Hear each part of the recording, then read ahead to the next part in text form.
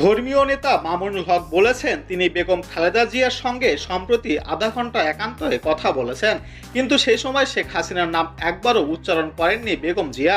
5ই আগস্টের পর তিনি খালেদা জিয়াকে হাসপাতালে দেখতে যান এবং ডাক্তার জাহিদ সাহেবের সহায়তায় দীর্ঘ সময় একান্তে কথা বলার সুযোগ পান।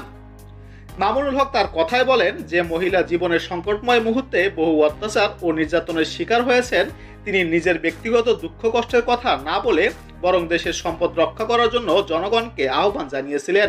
তিনি আরও উল্লেখ করেন, বেগম জিয়া তার প্রয়াত বাবা শাইখুল হাদিসের সঙ্গে শেখ হাসিনার রাজনৈতিক সম্পর্ক নিয়ে কিছু স্মৃতি তুলে ধরেন এবং তাকে অভিনন্দন জানান।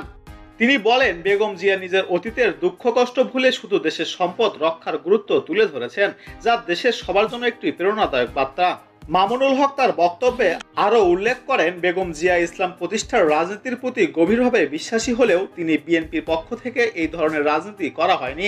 তবে ইসলাম প্রতিষ্ঠা করতে চাইলে বিএনপি সহযোগিতা করতে প্রস্তুত থাকবে।